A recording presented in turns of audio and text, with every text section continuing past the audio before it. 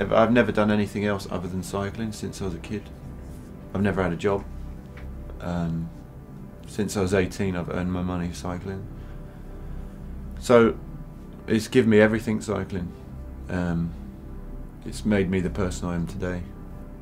You know, because there has to be an element of love with this sport and romance to enjoy doing what you do on a daily basis, really. And it's very easy when you get successful at cycling to forget why you did it in the first place. I think the more success you have, the harder that becomes. My dad was a cyclist, he was always there, you know. But then probably the one that I remember most was sort of Chris Boardman winning the Olympics in Barcelona. That's where I was 12 years old and I thought I'd love to do that one day, become Olympic champion. So that was, I remember that, so it was 20 years ago. I sort of started buying old cycling magazines on eBay from early 90s when I was a teenager, because I used to just study these magazines. And then when I moved out when I was 18 from my mum, she threw them all in the bin.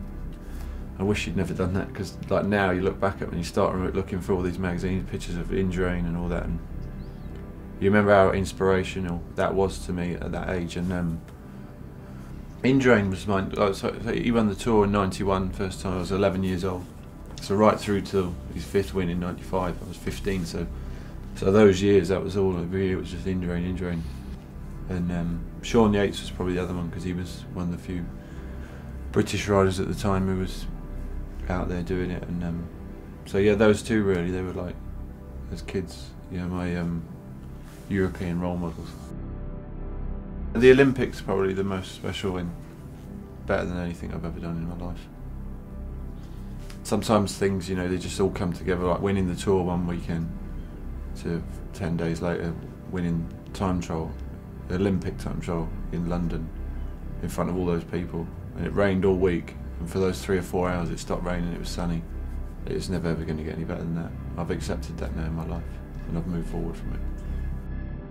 I'd love to win the Tour of Italy and add that to the Tour de France, really. It's the other race that inspires me the most. It's a historical race, and it's just so many greats have won it, and it's probably more romantic than the Tour, really, in cycling history. You know,